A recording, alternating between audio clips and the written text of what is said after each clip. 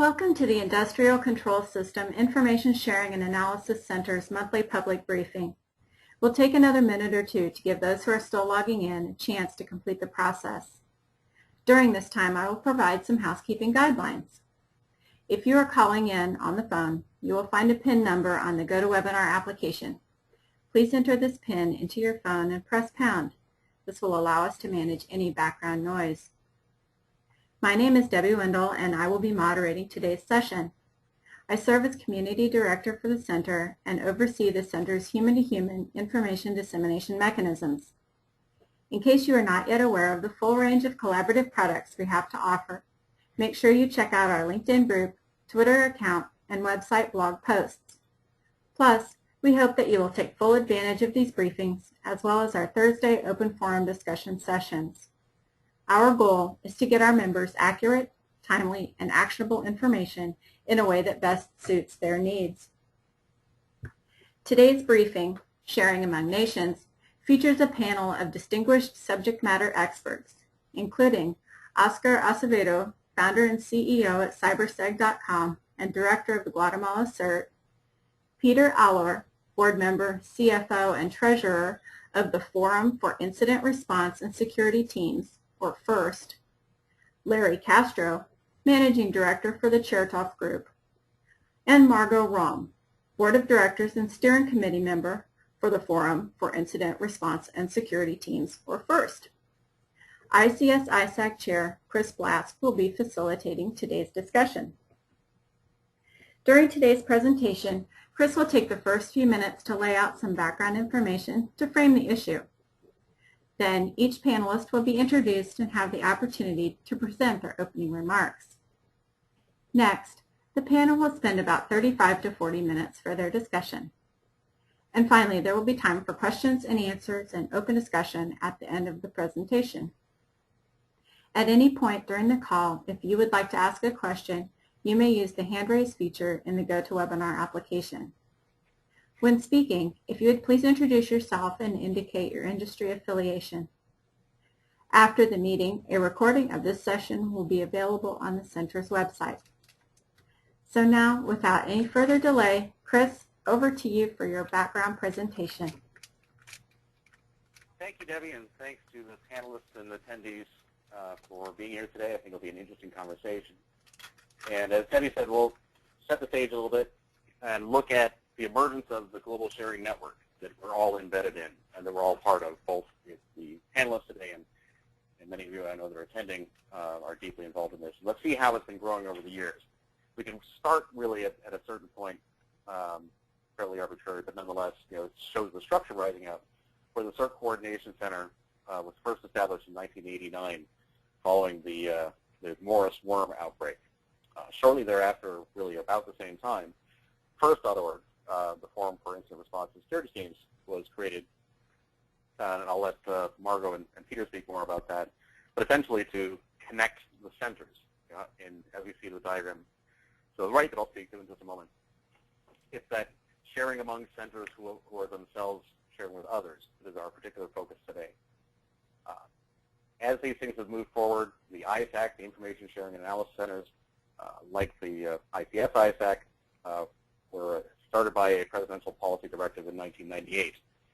Peter Allor, one of our panelists, was involved in setting up the IT ISAC and gives a subject matter expert on as well. International centers, the CERT in Doha is a good example. In 2006, this was set up with help of CERT-CC and is one of many of the national CERTs that have been created in that time. In our space, ICS CERT was created in 2008. The Industrial Control Systems Cyber Emergency Readiness Team is inside DHS and helps coordinate the distribution of knowledge and information concerning industrial control systems and critical infrastructures here in the U.S.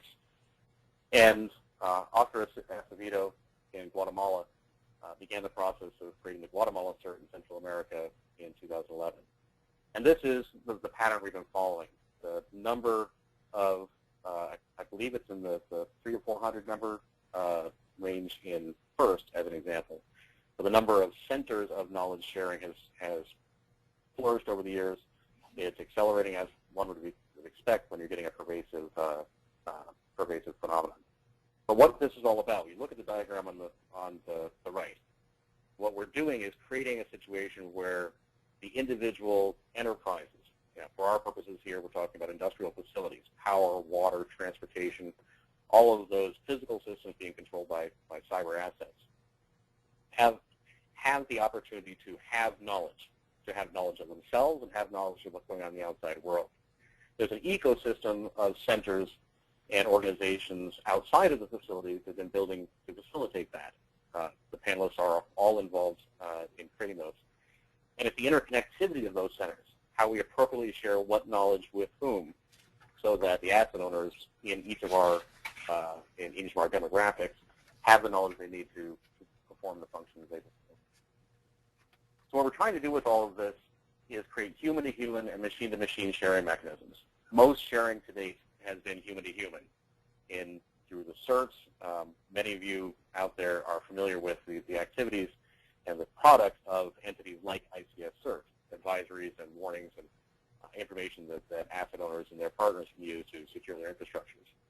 What we're trying to do with machine-to-machine sharing, which is emerging right now, through projects like SARA that I'll spend a moment talking about before we get to the panel, is realize the emergent properties of knowledge sharing, where we have systems where a source of knowledge, such as a researcher or a vendor or an asset owner, has an artifact of knowledge that is of value to others, shares that with a knowledge sharing node, such as the ICS ISAC or the CERT or FIRST.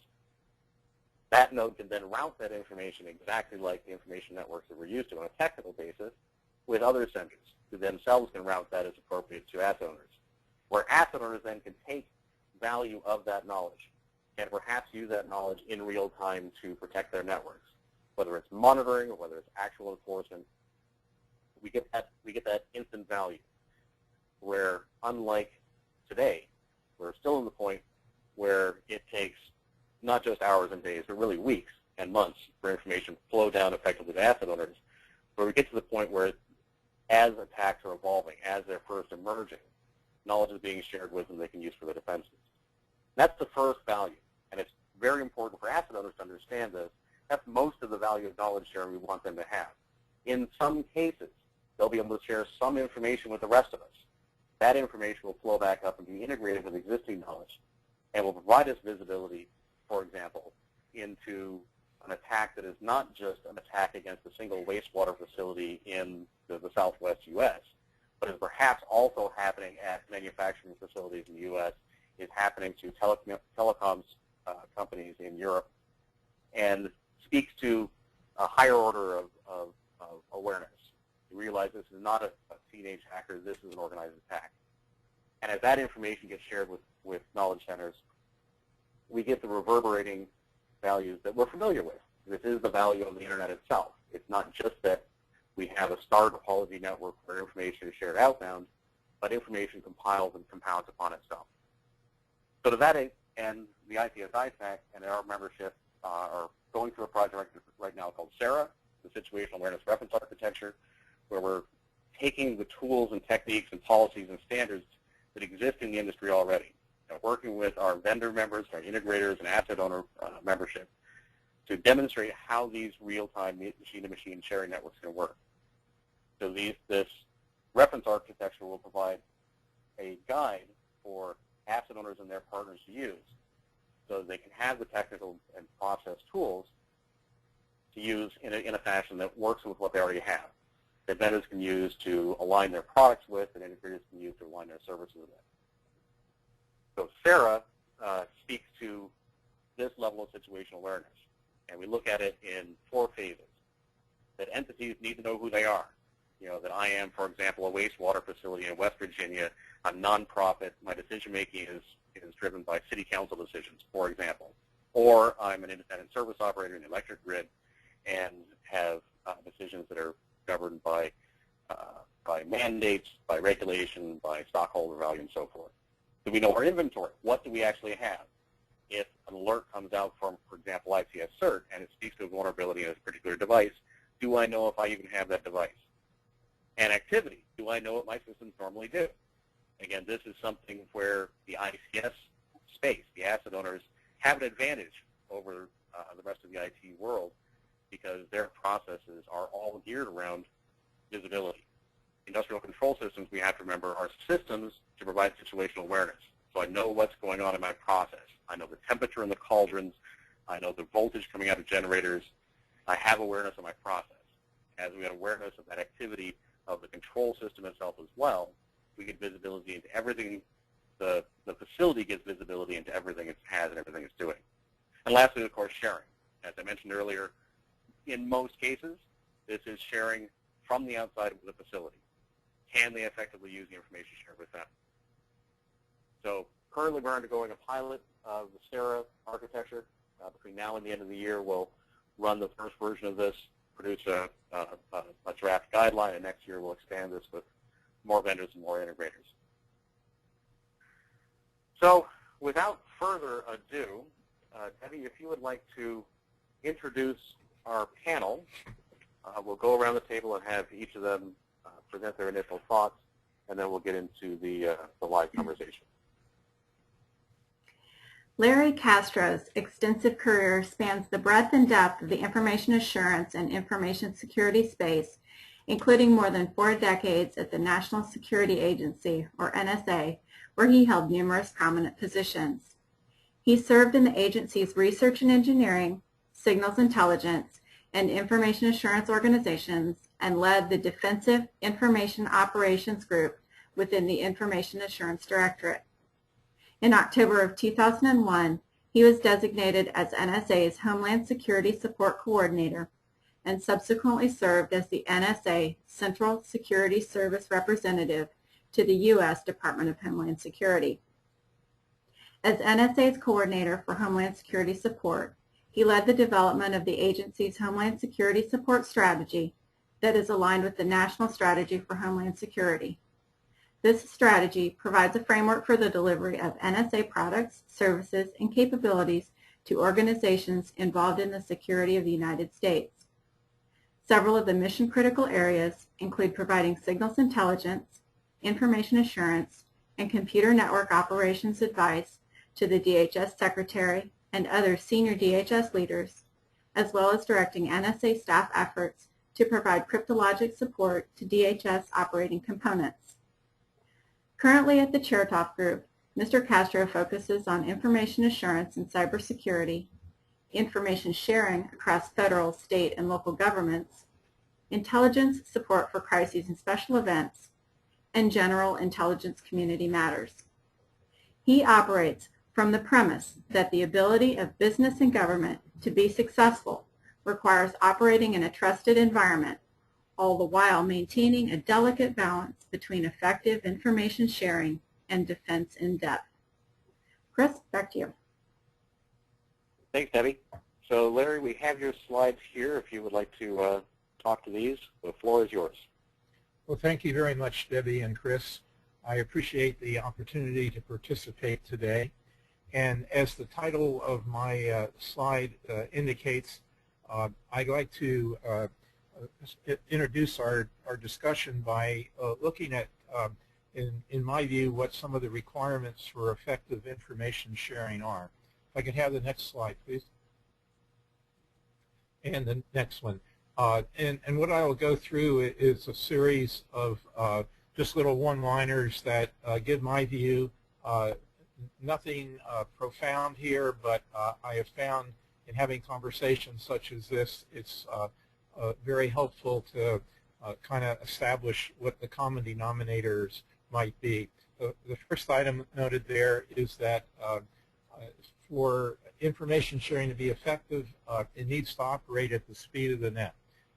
And quite frankly, in my experience, from time to time, the flow of information does not occur at net speed. And for those whose job it is to defend networks, anticipate attacks, that could be a very distinct disadvantage. The second thing I've found over time is that whether you're a provider of information or a recipient, the process needs to be two-way. That is to say, and mostly people have this discussion in the context of elements of our government, providing information to industry. But at the same time, the industry, with that wide array of sensors, as Chris depicted in his introduction, has much to contribute to the knowledge of situational awareness of each of the participants in the exchange. So again, that's clearly an important fact. The information is no good unless it's actionable. And while the statement here is written in terms of being responsive as opposed to being proactive in defending against an attack, it is important to simply note that information has to arrive with a purpose to help the network defender do his or her job. Next one is to be tailored to the specific event or problem at hand. Just this afternoon, as I'm sitting here at my desk, I received feeds from 3 or 4 different cyber threat intelligence providers. Fortunately, we have no event going on here against Chertoff Group today, at least, and so I'm more in a sampling mode of seeing what's going on in the environment and what implications it might have. But should I receive a tip that there is some group or another that has started chatting about Chertoff Group on the net, we then drill down to try to be very, very specific about the information we're requesting from our providers and asking that it be really finely filtered. The next characteristic would seem to apply only to information that possibly began as classified information but then got sanitized to provide to those who might not be existing in a classified environment. But I would submit to you that we all have information that we might not call it secret, top secret, or confidential, but we all have information that's sensitive to our operations. So, and sometimes that information is collected or acquired through sources and methods that are sensitive to us and to our providers. So clearly we want to have the dissemination in order to be effective to be widespread and therefore at the lowest common denominator, lowest classification. But sometimes that takes a little bit of work to make that happen.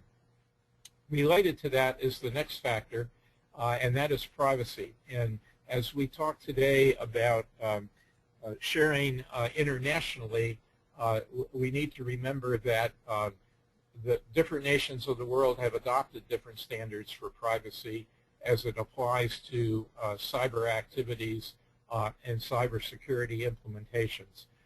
So accounting for that, the fact that what might be acceptable here in the United States would not necessarily be acceptable in Germany is a very important consideration.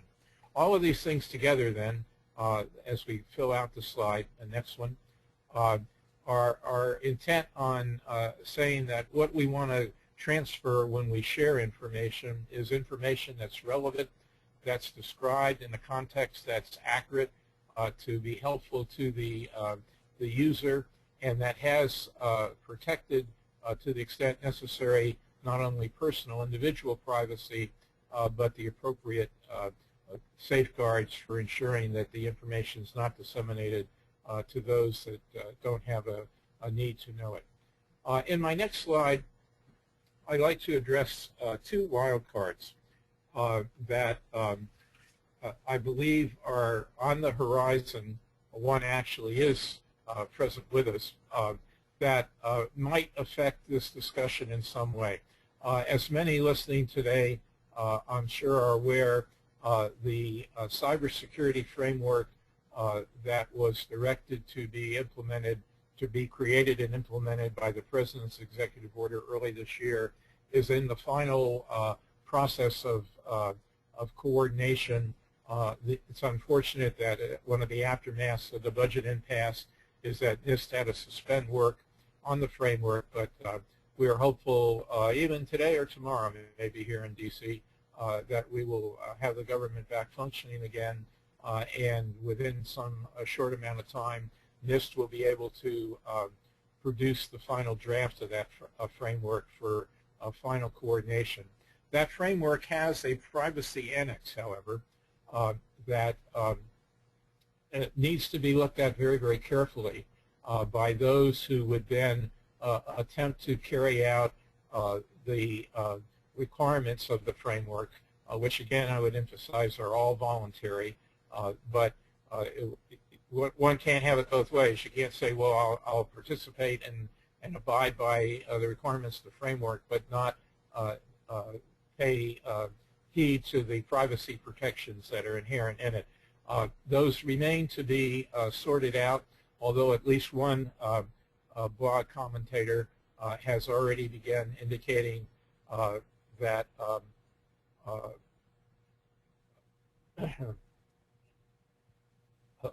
I wonder, Chris, if you can give me a feedback. I've just got a notion on my screen that I've lost the signal. We can hear you just fine, Larry. Okay, well then I can't see my chart, but I have a copy in front of me, so I'll proceed on. So one heads up would be to watch the NIST framework, see what the privacy protections that are requested are, and to see how they would affect individual users. The second one I'll only briefly mention. There's certainly been a lot of press, some of it quite frankly inaccurate, given to the various unauthorized disclosures about NSA's capabilities. However, one can't hide their head in the sand and not believe that these disclosures reflect on our country, they reflect on NSA, rightly or wrongly, and they are probably going to influence discussions about information sharing with respect to information that originates within the U.S. intelligence community. So with that, I will leave it, look forward to the discussion, but for the moment I'm going to try to restore my capability here. I'm glad you can continue to hear me. Thank you, and I'm standing by to participate in the rest of the conversation. Over. Thank you very much, Larry. Debbie would like to introduce Peter. Sure. As security strategist in the IBM Critical Infrastructure Group, Peter Allor is responsible for security strategies to align IBM's products and services with government, critical infrastructure, and network protection requirements.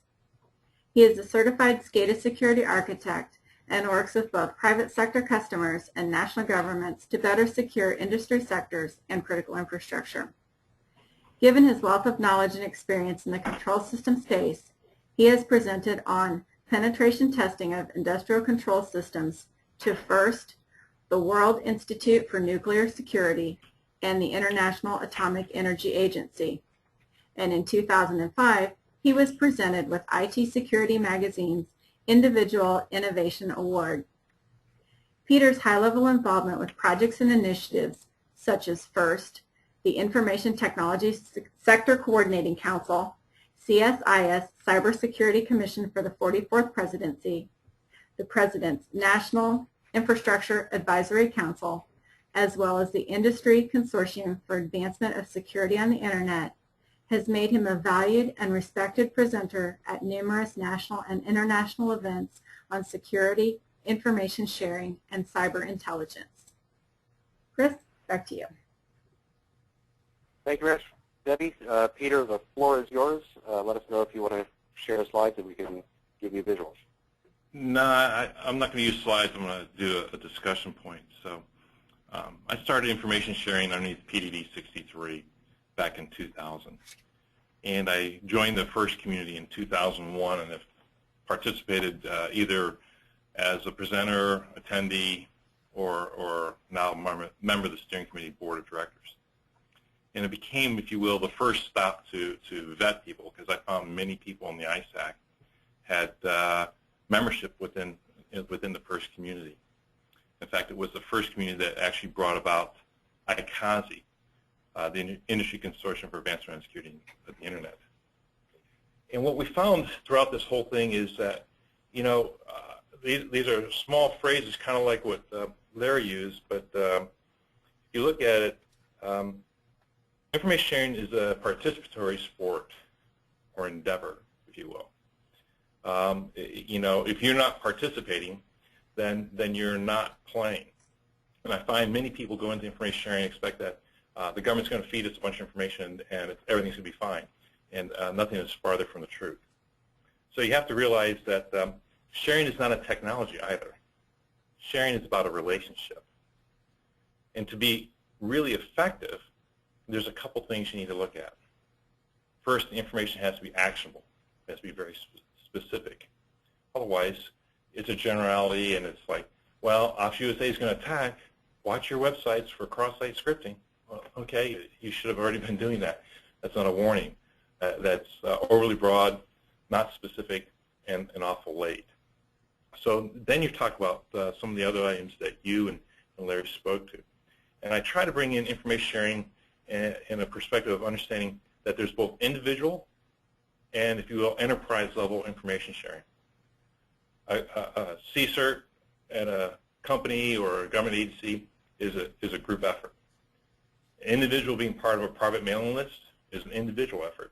And so the differences are many, but if you will, the difference between individual to corporate is individual, you have raw, you have initial analysis.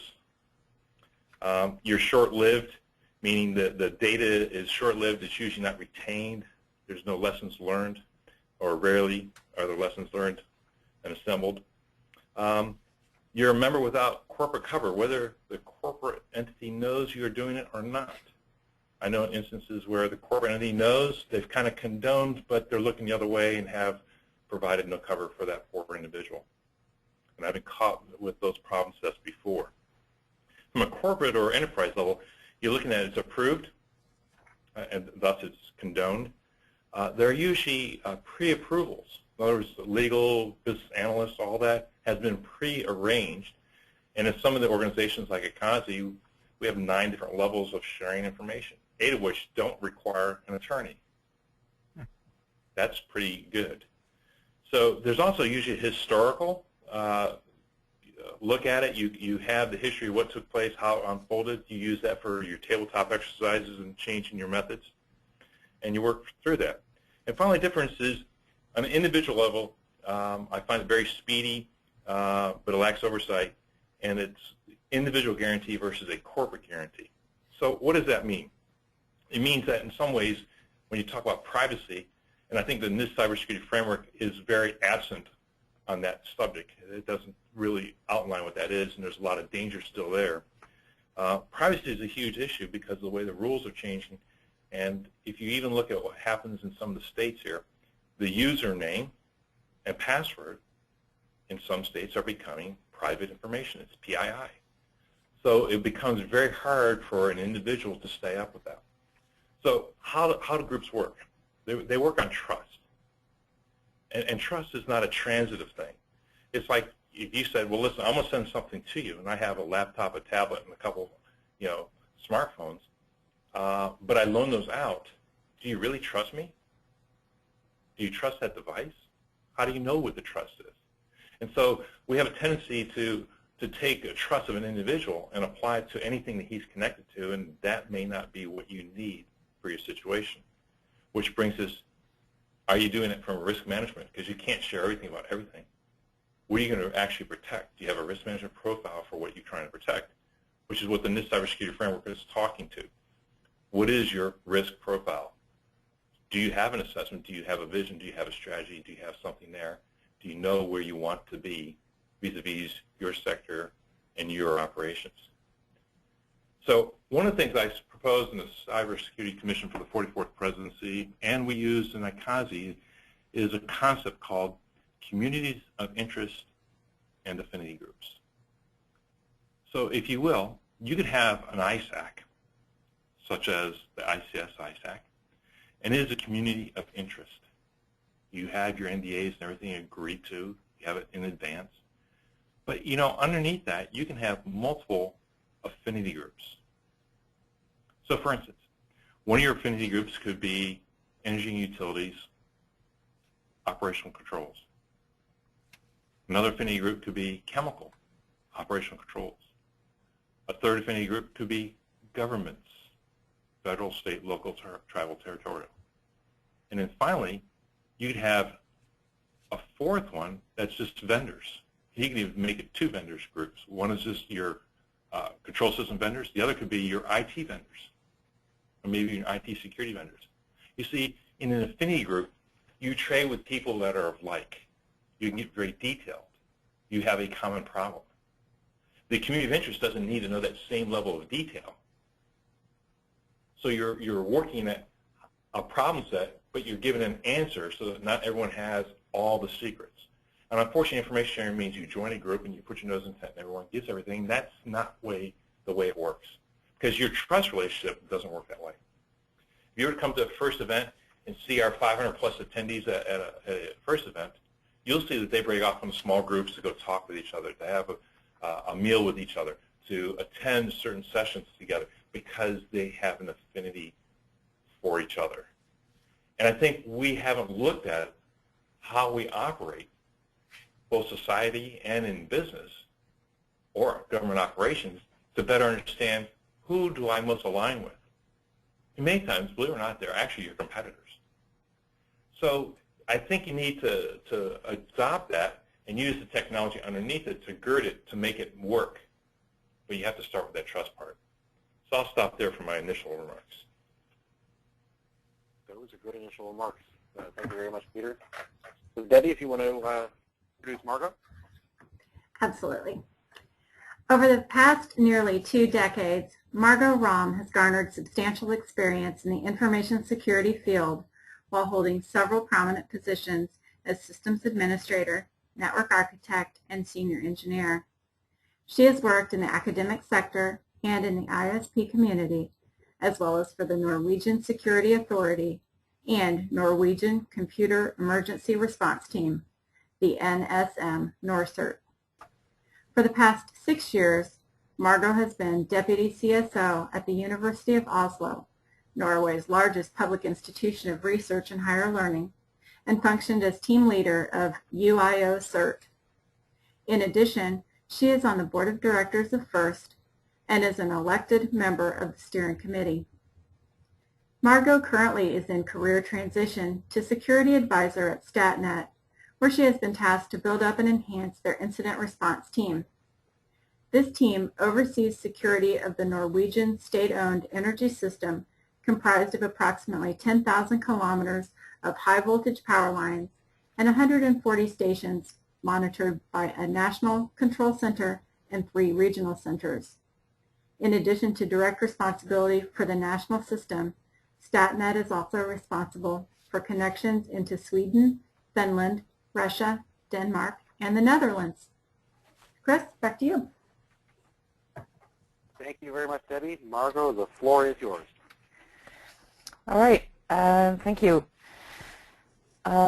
Speaking right after Pete, that would be, I agree with a lot of his points. But back to what was mentioned, identity. Who are we?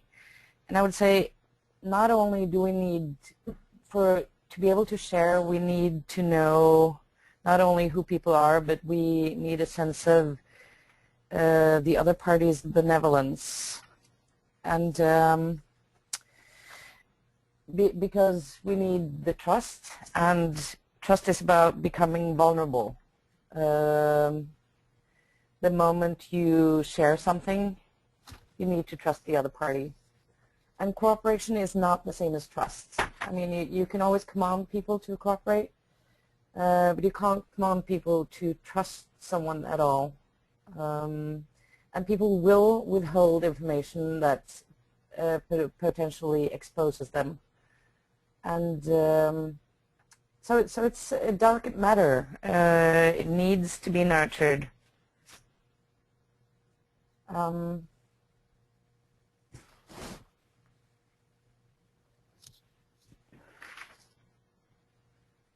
Yeah, actually, I know Pete said that trust is not transitive. I'm going to postulate that it might be in in just through one person, because if it wasn't, we wouldn't have vetting. I mean, I promise that to someone that Pete's okay, he won't share your data. And if you trust me, you'll probably trust that. But it stops at Pete, because you won't, the transitivity won't go further than that.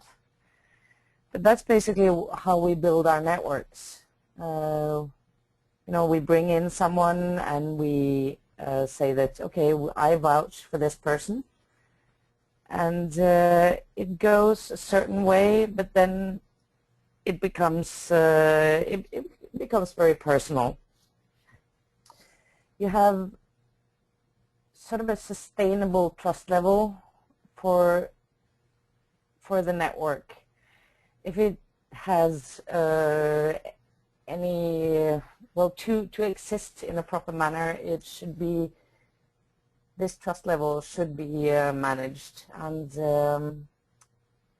the network size has a lot to do with this. And one problem that a lot of the networks have is that it tends to become kind of hierarchical. We have hubs, and companies are supposed to send their incident data to this hub, and the hub will share. That's ultimately, it can be a hierarchical model, and that has proven not always as successful as would be convenient. Some of the reasons is that the time it takes for data to travel from one leaf node to another, so from one company to another, the threat data, it takes too long. And also, you need to trust the higher levels of the more centralized parts of the hub to actually treat your data as you would want them to treat it. And also, it's actually, if the companies spend a lot of time preparing and sanitizing data, they also want credit for it. It's it's a human thing.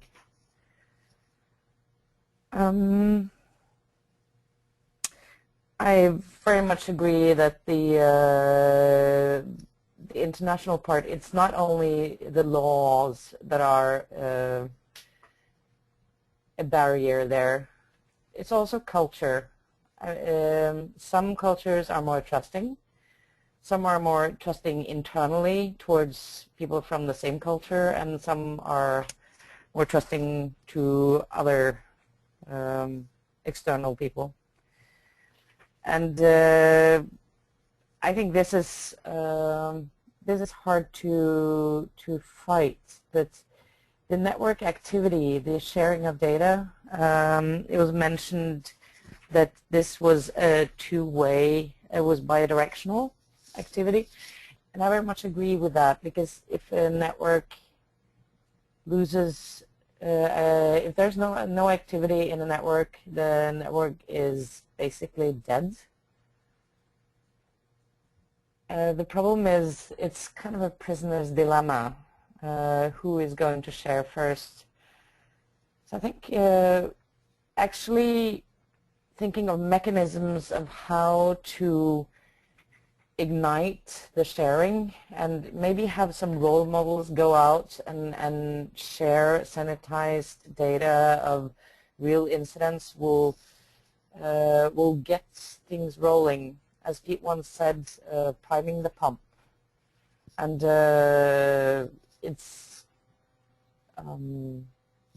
yeah, and to the companies, this also actually shows, I wouldn't say power, but it shows that they're a mature organization, and I think it would do them credit. And if they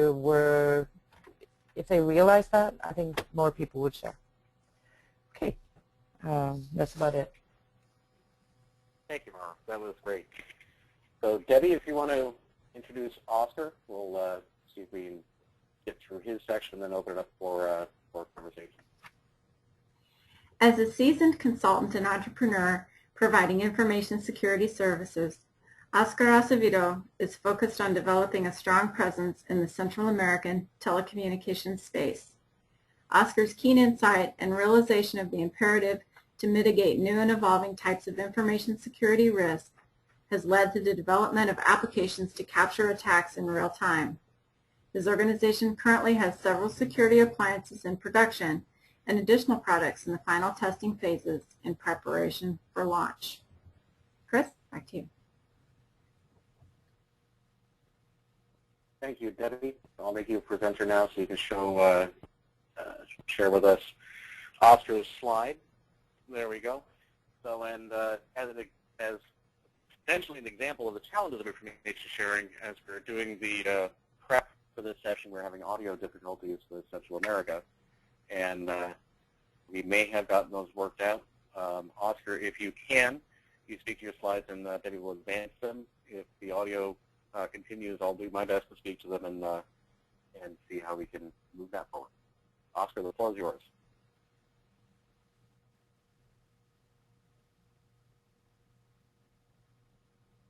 Or the floor may be yours.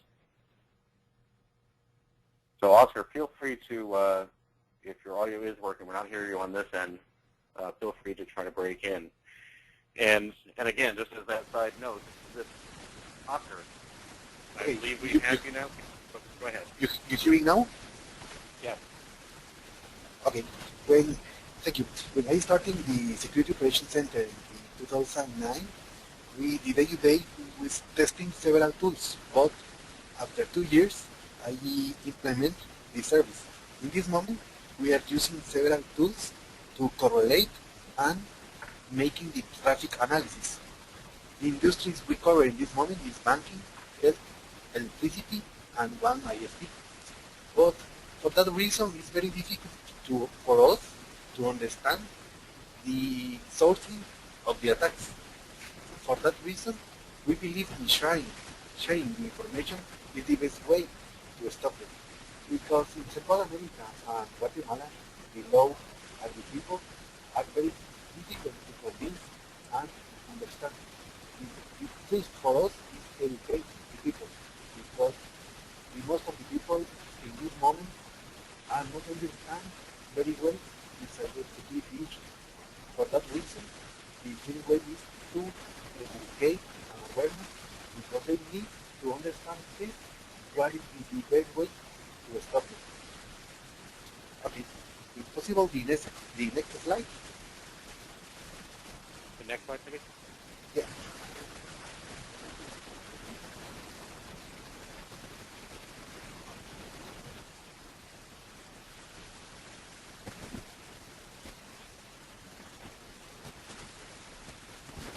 Before changing the slide, in Guatemala, the attacks to the rest of the world are facing in sharing information, because sometimes the ISPs in Guatemala City don't share the attacks, but the company has the attacks.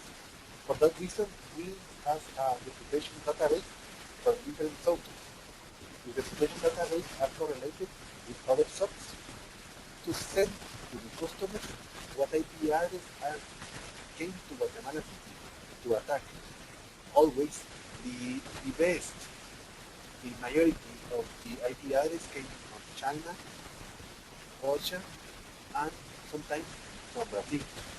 But sometimes it's very difficult for the people to block them. For that reason, we create some tools to alert to the customers. Our customer receives daily a database who needs to block. For that reason, our level is usually more security, better security. We believe the best way is increase the security. The best way is change the configuration. Sometimes the default configuration exists. For that reason, we check in our customers to increase the security. For example, in this slide explain, we share the information with In this moment, today, the average or the IP address for Guatemala City attacking are less than 1%. But in March, we checked the IP address increase. That increase was because one ISP has an open DNS. And for that reason, in that vulnerability, the computers of the ISP are denial of service attacks to other companies. We started to analyzing and talking with the ISP. After 2 days, they blocked this vulnerability because it was very difficult to the company to understand what is going on. The next slide, please. Next slide, please, Debbie. Yeah.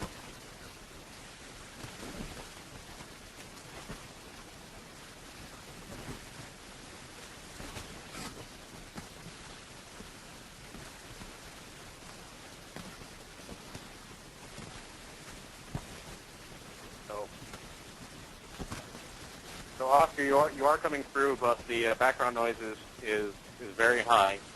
So if you can Okay. speak clearly and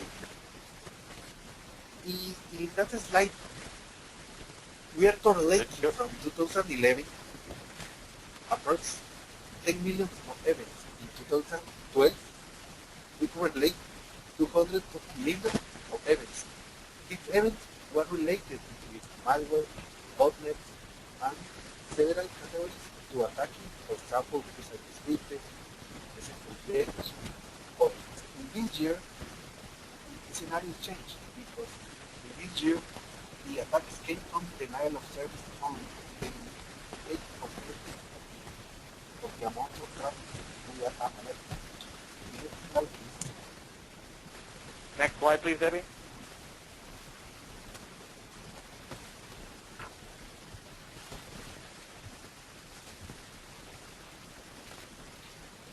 For that reason, the sharing and exchange information for us is the best way because we are using the exchange information and sharing to understand and try to make some index the IP address of Guatemala. Because for that reason, if the IP address appear in that database, we are correlating in any moment. If the IP address party traffic for our 25 sensors are in different parts, we alert in the same moment to the company. But if you don't have the information building, sharing or other, we only have our IP address. For that reason, we understand the best way to share the information and check the attacks around the world. The next slide, please.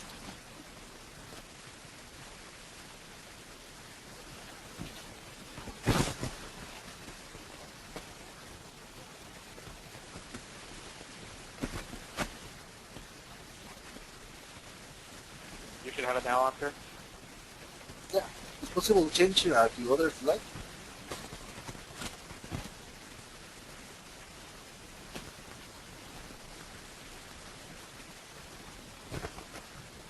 For example, 2 years ago, the denial of service attacks to us was 3.5 gigabits, or in the last year is 40 gigabits.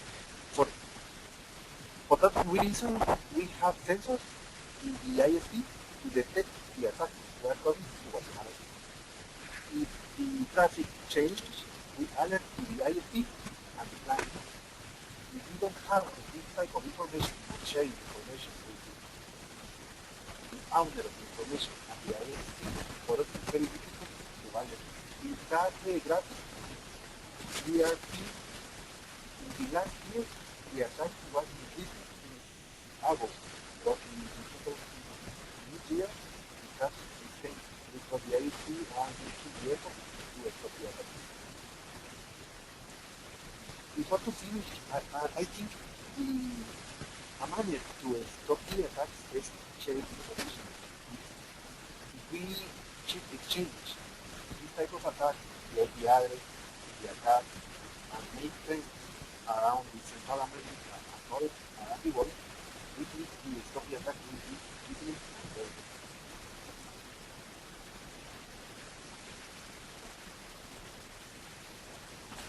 So, Oscar, the noise has gotten very high on your end. Okay. I think the last comment is it's important to share the information around all countries and share the attacks for different industries.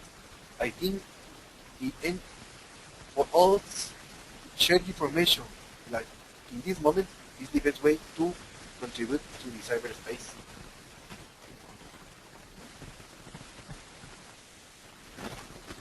Thank you, Oscar. I'm going to put you on mute to get our audio back there, and we'll speak to exactly those issues. So at this point, we want to open up this conversation. I have a couple of notes from what we've all been speaking about. And to start with one, Larry, you had talked about the difference with between responsiveness and proactiveness. And I find this is one of the key points. Your response is in many ways seen as a negative, but we can't avoid it. We like to, particularly in the commercial world, vendors and integrators speak to the need to be proactive instead of responsive. But it really is a balance. We can be as proactive as we can based on what we already know, but we don't. But we need to be able to respond and react as well. So, and that's, and again, one of your comments, and Margot touched on the same thing as well, was the bidirectional nature of this. And it's again, I think another one of the qualifiers on that we need to keep in mind, particularly as we look to be successful in executing on all of this, is that we need to have an appropriate level of not only bidirectional but multi-directional information sharing.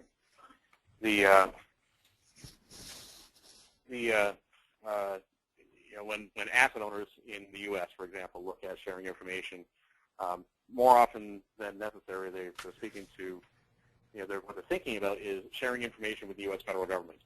As we all know involved in this, there's a lot of hesitation there. There's a lot of risks. We have a question about Snowden, so we'll address these sorts of things as well. But what we need to understand is that what we're trying to achieve is enough sharing. It's a pragmatic exercise. Right now, speaking with, we're living in a world where we have, looking at the Snowden, the NSA context, we have obviously a lot of public awareness of the amount of information we have being gathered and being looked at for U.S. national security purposes in the non-industrial space.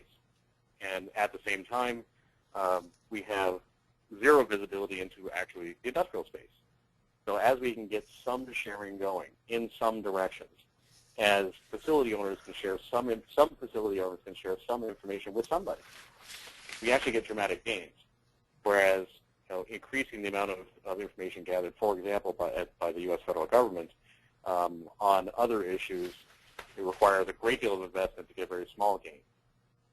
And Larry, I'd be interested in getting your thoughts on that. And I know you and I had discussed this in your office not too long ago. Right. So the first thing I would certainly agree that I might have been too limiting by talking about bidirectional. Clearly, as your opening charts show, the information, once it gets flowing, can be of use to many different entities. And the only point I would make is that many times the recipient, the intended recipient of information can also contribute both to situational awareness of the larger group by feeding back, as well as helping to the provider of information refine the information that's provided to the recipient in response to a given developing attack situation. With respect to the discussion with regard to how people play and how open they are. That, of course, and Margrete mentioned this also. It's a matter of building trust, and I believe that one of the shortfalls, at least in the United States right now, remains that it largely depends on who one knows and with whom one has worked over a large period of time, and therefore built that trusted relationship. It is very much a determining factor on how the ease with which information flows and the spontaneity of it. That is to say, if I'm working a particular issue involving either a threat against Chertoff Group or a threat against a client, and I happen to know the person who's in the best position to provide that information to better inform my decisions with regard to either my own defensive measures I have to take as the Chertoff Group's Chief Security Officer, or advising a client. If this is someone that I've worked with, quite frankly, over the course of my government career, we know each other. On some occasions, we may even run into each other in the Safeway or other community store from time to time. Quite frankly, today still, that information will be provided in a larger context, more tailored, and probably more quickly than if I was just a total stranger to this person. And again, I'm not touting that one way or another, just saying that in my experience, that is still where we are much of the time. And I guess the remedy to that is to seek other ways to build such trusted relationships. Yeah, I couldn't agree more. And you touched on some of the key points. And these are points, obviously, we drive, try to drive home often in our human-to-human communications. And Margaret had used a great word for this, benevolence. And as we look at sharing among nations, these same trust relationships apply.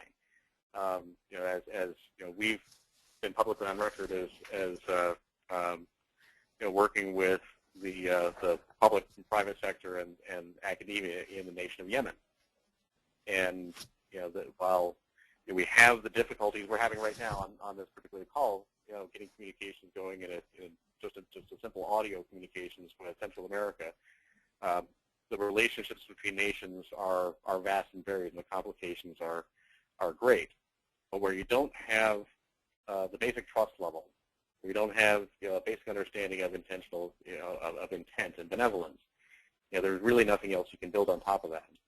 And it's important that we do.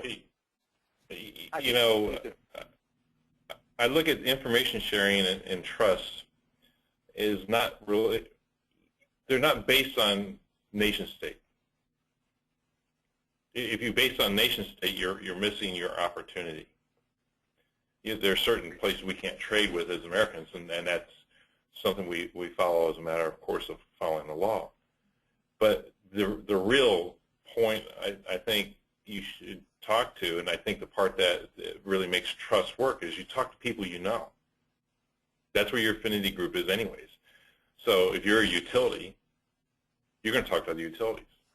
If you're a chemical plant, you're going to talk to other chemical plants because they have the same problem set. They understand the same issue, and you're sharing back and forth what the other has experienced prior to you will allow you to be predictive and allow you to have a playbook to react to as the attack rolls to you. The bidirectional part allows you to talk back and tell them what's going on. So, it's not so far-flung, and it's very, very basic of getting to know the other guys and establishing that trust. The question then is, how do you get past the individual part? Yeah. Pete? Go ahead. I have a question. Pete, Yeah. how do they find each other? I mean, there are millions of companies all over the place. Some have already found each other, but most haven't. So how do they find each other? Well, there's a couple means you have to do that. I mean, in the case of the industrial control folks, they should be talking to one of their ISACs, whether it's ICS ISAC, it's the ES ISAC. You know, there's a host of other entities that do that. The other places is you get together at security gatherings. You might not think of it, but even getting the CISOs to talk, say, I need to have my guys talking to your guys, is the next point. I mean, the whole point of the cybersecurity framework that NIST is working on underneath the executive order is to encourage the private sector, A, take security seriously, B, have a plan, and C, share with someone. So if you're a security person at a utility, and you know, there are ways for you to find the other guy. I don't want to name a utility, but that's you know, to share with somebody, and that, you know, this is a critical point to understand, and a lot of the conversation we're having here maps to human relationships. You know, how do we ever speak to anyone ever? As we know, what we're doing right here is something most people rank more fearful than death. Public speaking is linked to the fear we all have, you know, to be perceived poorly or whatnot, and nonetheless, you know, we manage to have interpersonal relationships, and people get married, and it works. So it can be done. And, you know, Peter, to your point, exactly, you share with someone, and there are lots of ways to do this. And the fact that we can do this on a social, on a cultural level, shows us the roadmap to how we can do this on a tactical level, and on a level necessary to protect all of our national and our shared, you know, global infrastructure. You know, it's not possible for the ICS ISAC to talk to everyone or anyone. It's not possible for the U.S. federal government to talk to everyone. We have to create an environment where people can talk to someone. You can talk to an ISAC. If you're not comfortable talking to the ISAC, talk to the person next to you. Talk to another utility. Get information from them that you can use. Share someone outbound. The challenges we have with this are not things that we don't address on a personal level really every single day. And as we understand that it's not, you know, the NSA is always going to come down and ask for your information, that we can achieve these same sorts of goals by just, you know, the example we always use in the SARA context, we're looking at real-time sharing. We need 1%. You know, from the ICS ISAC perspective or the national perspective, we need to have 1% of the 50 or 100,000 water facilities in the U.S., for example, you know, share something. Maybe it's only that, you know, they're a water facility in a part of the country and they've experienced something, and we don't even know who they are. That's fine. We hear 10 of those, and we know a great deal more. Dan has been patiently waiting with a question for some time. Dan, if you'd like, I can take you off mute, and you can ask that yourself. You are now off mute. And we have an echo there, so if you'd like to voice it, please go ahead.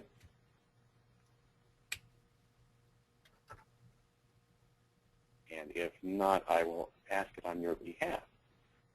So the question, Larry, is perhaps somebody you'd like to speak to. It's the so how have the Snowden leaks impacted information sharing to date?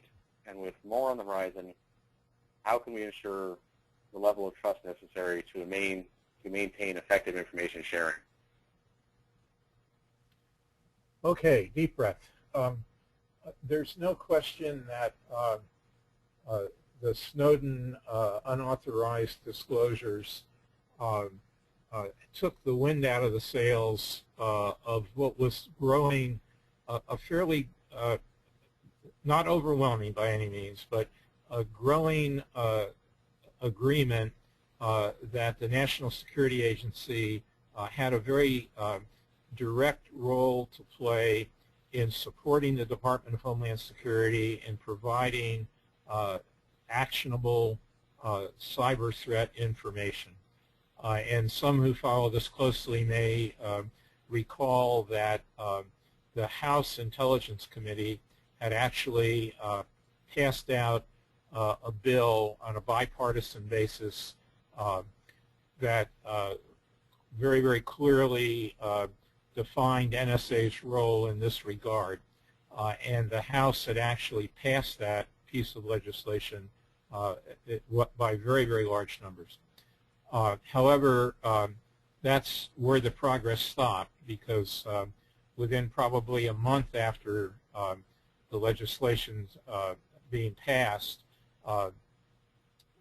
Snowden's unauthorized disclosures began to come to light.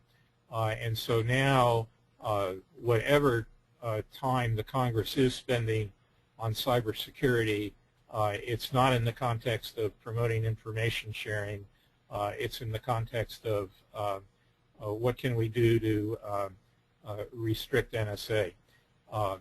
So very, very disappointing turn of events. What can be done in the future, the second part of the question, I believe has been started, and it's going to be a very slow, a very painstakingly well-developed sets of discussions and arguments that attempt to educate first the American people and then their elected representatives of how in today's world, where cyber espionage is probably the biggest game going on in the world, regardless of who is the originator of it, how we have to have our nation's citizenry well-informed that this is the new area of warfare, and for our nation to be competitive in this area, there will have to be certain authorities revalidated for the National Security Agency and other folks who do this. And again, I am not privy to what's going on either in terms of crafting such a strategy in NSA or the complementary work going on the Hill, but we are told that it is being done, and it will take a great deal of time. There's no question that if one simply believes what is written in the media, one comes away with a very, very bad reaction in terms of the liberties that we have come to take as part of our heritage in our country. Without getting on the soapbox, it's just that you clearly cannot believe everything you read in the Washington Post. And I'll just kind of leave it at that. Yes, exactly. And it's, you know, as you're talking about this, you know, we can't help looking at, you know, the problems we have sharing information in our own government, you know, in Washington and particularly among the House and the Senate, the administration right now, and the lack of trust, respect in some cases, I suppose, and the effect that has. And I mentioned Yemen earlier on, and in every case, you know, we all find ourselves in. Hopefully, we can always find something worse. And for all the challenges we have here, you know, we're all, you know, some of us on the panel here are working together to try to support nascent efforts in Yemen, so they can create a national CERT, so they can get some stability in their own infrastructure, in large part so that we can protect ourselves. Because where there's instability, it spreads. Where, you know, and again, Washington, it's odd we're living in a world where the analogies between what's going on in Washington and what's going on in Sanaa, you know, are so high. But in Yemen, you have multiple tribal factions. You know, those in the outside world, you know, may not really understand what's going on, but you have groups trying to gain trust with each other after, you know, years and decades of horrific conflict. And it's very complicated, but it can be done. And it starts with, as Peter had touched on, you know, that you know, sharing as a participation sport, you know, where we can get, you know, any of us who coach Little League, for example, we know how this works from personal experience, where we can get one small effort done, where we can show that there's reason to trust. We can make an example of sharing and build those trusts and build those relationships. You know, if there's no path forward in that, in Washington, in Yemen, in Central America, in Europe, and the rest of the world, then none of our issues can be addressed. But we're still here. History has shown us that, you know, as a species, you know, we're actually very good at this. we can take situations where there's been conflict. It's easy to sit here today and look at Latin America, look at the Middle East, and forget that in Europe itself, in living memory, there was, to understate it, a relative lack of trust among nations. But nonetheless, those same nations and those same individuals who had conflicted a great deal in their own lives have managed to find ways forward. So, all of this experience we're having with Snowden and the NSA and so forth, I think, it's hard not to find some glimmer of silver lining in all of this. But it's certainly complex.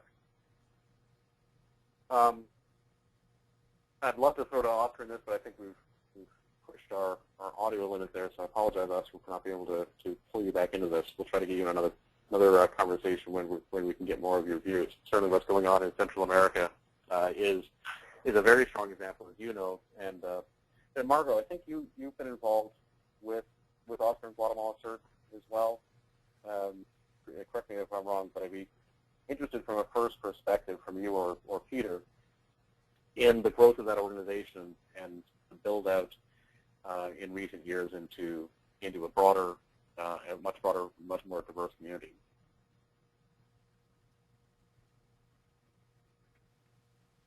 I didn't quite catch that. Sure. So I was trying to wrap Oscar and what he's done in Central America into this conversation.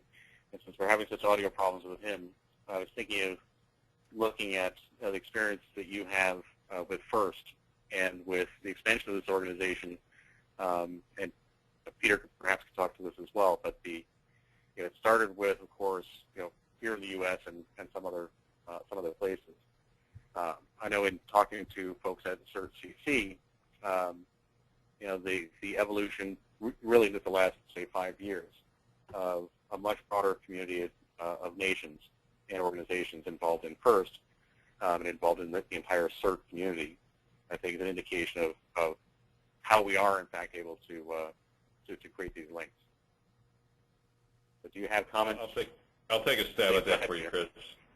So in FIRST, what we looked at is we reorganized our internal support structures for FIRST to better enable the members to provide assistance, training, education to incident response teams globally. And part of that is we enlarged and changed our programs, to which, there's a program in 2 weeks that you spoke about earlier with the Energy Symposia out in Leesburg, Virginia.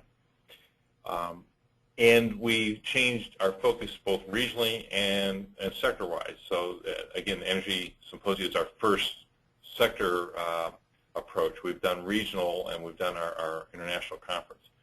So we grew from, in the last 5 years, about 78 to 82 teams. I haven't checked where we stand exactly right now. In the last 5 years. So we're almost 280 teams globally. And a team is an organization. And they go through a vetting process, a sponsorship, and a second sponsorship, and go all that way. So we're enlarging our presence overseas, and we're providing some education training on how to run an incident response team and all the things that go into the mechanics of doing that. What we see from our membership is that the operations technology community is underrepresented inside of FIRST. We do have ICS vendors inside of FIRST, but they're underrepresented. And that we haven't reached out fully to a few sectors. Oil and gas, we have some representation, but again, totally underrepresented, as well as energy and utilities and petrochemical. And we believe that due to the cyber problem sets that we're seeing globally and the threat actors and the threat methodologies and what they're after, because from our perspective, this is really nothing more than economic warfare. Forget the nation-state stuff. I mean, we're part of what the nation-state is looking for, and wants to protect. But at the same time, it's economic warfare upon the organization itself. That they need to understand incident response.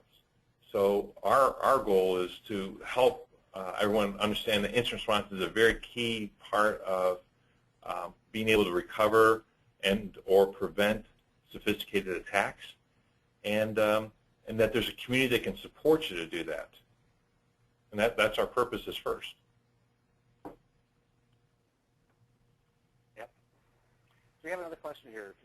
Do any of the panelists share the fears that some have voiced? The NIST privacy appendix could make cybersecurity more expensive for infrastructure owners and therefore shift the focus on privacy towards compliance, I think it's towards compliance instead of security. So the, go ahead, Peter. There's a lot of concern there. Privacy in the 4 workshops has been mentioned but not well discussed. It's an area that has some concern. As you look at within the annex, I think it needs to go through not only the 5th workshop, but then we need to have a good comment period when the final draft is put out for coordination. Because I think a lot of people need to look at that privacy part. It's just one of the areas that has not been heavily followed or discussed between the public and private sector. So are there problem areas there? Yes. I think there's a concern there. What does it really mean yet? I don't think we fully understand that. Just like we don't fully understand the definition of a critical infrastructure. That hasn't been defined either. Yeah, and I think the fact that the NIST framework, is specifically voluntary at this point, is both, some comfort for people who have that concern, and it's acknowledgement of these issues. I think we're all very familiar with it, and I know in our work with people in the U.S. federal government and in other federal governments, it's very clear that everybody involved gets it, and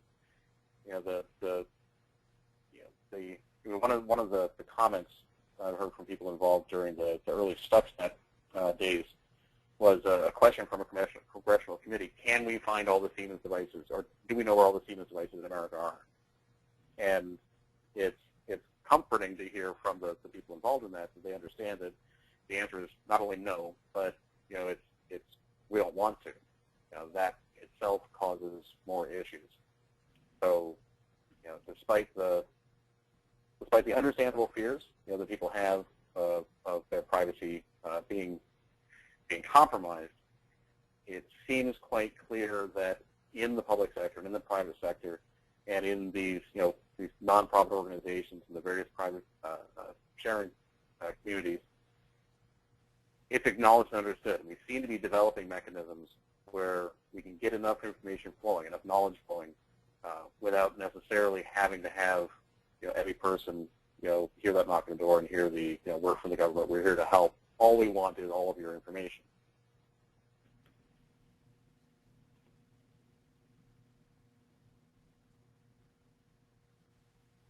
So,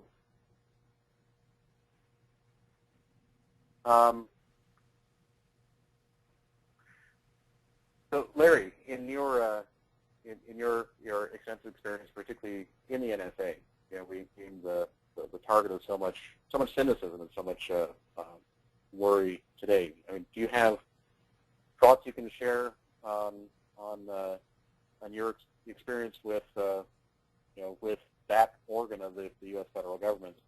I know I've heard comments that, and frankly, I'm one of these people who actually believe this. I think that we have good checks and balances here in the U.S. federal government, for example. It's easy to build conspiracy theories around these things, and there's always those risks. The price of freedom of eternal vigilance. I believe that very, very strongly. But where we can build institutions where there's the oversight of information and the access to that information, and the use of that information is governed accordingly, that we can achieve these ends we're after. Well, what I would comment, I obviously have lots of feelings, some of them very, very emotional. One cannot serve in a particular place anywhere in government for 44 years, as I do, without really having great allegiances. They're not blind allegiances. I would simply share with you, the other panelists, and the listeners that there is no greater objective at the National Security Agency than safeguarding the rights of all U.S. persons, and that goes beyond just U.S. citizens. A U.S. person being someone properly here within the United States. From the day I entered NSA as a young second lieutenant in April of 1965 till the day I retired on October 3rd of 2009, there wasn't a day that went by that obligation isn't made aware, that individuals at NSA are made aware of that obligation. Sometimes it's very, very low key, and sometimes it's part of the necessary training that's done. As a supervisor at NSA, every 3 months I had to certify that all the people that I led were properly trained in the provisions of the applicable executive orders in DOD and NSA regulations with regard to U.S. persons' information. So what has unfortunately happened is that 2 or 3 particular media organizations, one of them being right here in Washington, D.C., have taken the kernels of these unauthorized disclosures made by Snowden and have simply, in most cases, presented them in the most negative of light. Stories that we had come to believe written by what we used to think were objective reporters on the Post simply became litanies of tirades against NSA and the assumed improper uses of the capabilities that Snowden improperly disclosed.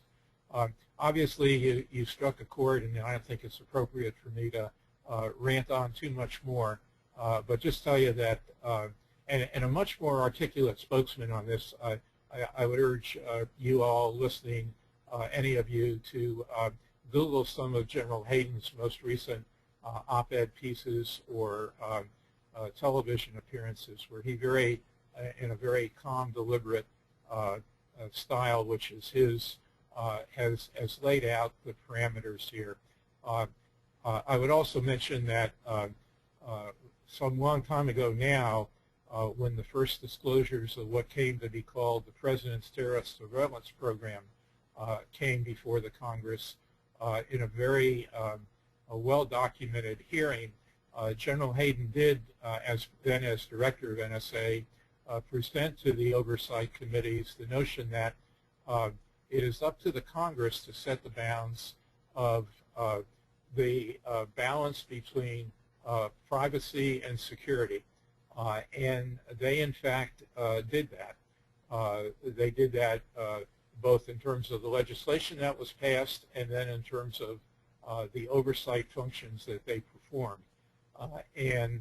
Again, I've been out of government for 4 years, so I can't speak for what's happened since October 2009, but I can assure you that up to the time I did leave government, those bounds were rigidly adhered to and very, very well maintained and overseen by a large number of both staff attorneys and folks whose job it was to ensure that the ground rules that were set both by the Congress and the FISA court were adhered to.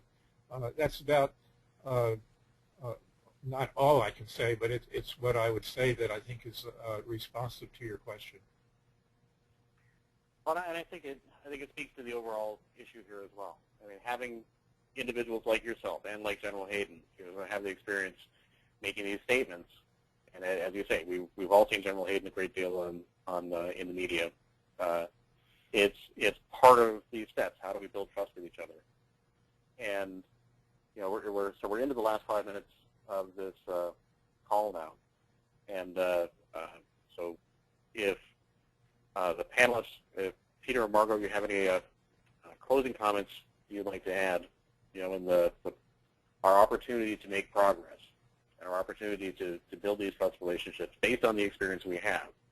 I think it's very easy for people to get largely cynical because of what we hear from the media, from our views of the world around us. But nonetheless, all of us here speaking today, and all the people listening, and both today and those who will be listening to this in the future, in our lives have seen a lot of progress in these areas.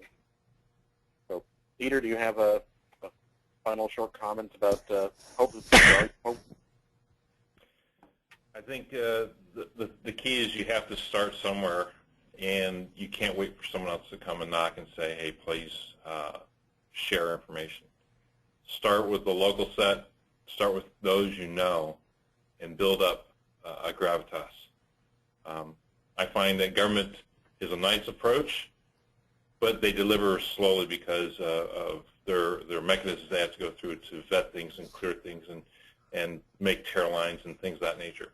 So it becomes, on the unclassified level, somewhat less useful, but still important. Find those trust groups that are out there and establish communication with other trust groups. That's where you're going to find the real information that's going to help you protect your enterprise quickly. And at the end of the day, it's about making sure that we're providing value to the business. If we're not doing security that provides value back to the business, then we've missed the point. I couldn't agree more. It's doing the next right thing is one of the phrases that I find resonates both personally and professionally. It's one of the we're here today to talk about sharing among nations. As an American citizen and a sort of rabid patriot, I think that we've among the exercises in nation building, what we've done ourselves, basing our ability to act as a group on the individual aggregate likelihood that people will do the next right thing.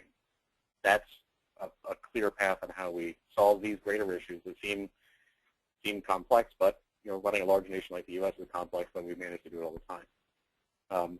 Margot, in our last minute, would you like to make a statement? For the yes. record, Margot's speaking from a fever, so she's definitely doing the next right thing by being here. Yeah, I'd like to say that the governmental sharing hubs are at a disadvantage because of the skepticism of how they are, are they looking into our information? That's very naive from the parties potentially sharing, because they should never share unsanitized data anyway. But and also the problem being governmental function, you often don't have your own data to share. So simplifying the process so data can flow faster through a hub, because I do believe that I mean, I worked for a governmental sharing hub, and I really did believe in it, but it was too slow. And if there was a way to do things less formal, that would increase the credibility, I think, actually. I couldn't agree more. It's a good note to end it on. It's the aggregate actions of each of us. So we can't look to any particular organization, not the ICS ISAC, not the U.S. federal government or any federal government. All of the individuals and organizations involved need to work to take their own best next steps. I'd like to thank the panel for being involved today. Debbie, if you would like to take the reins, and we're at the bottom of the hour now, and dance us out of here, appreciate it. And again, thanks to the panelists and all of you for being here today. To our distinguished panelists, thank you all so much for your thoughts and insights that you've shared on today's call. And to our audience, on behalf of all of us at the ICS ISAC, we appreciate your joining us today. We hope that you found the information of value and something that you can take and implement to further secure your industrial control systems. Our next public briefing will be held Wednesday, November 20th at 1 p.m. and feature a panel of distinguished subject matter experts presenting Liability and Law in ICS, Interpretations of the Legal Landscape. Other sessions will be announced in our monthly updates, on the Center's website, and in our other communication vehicles.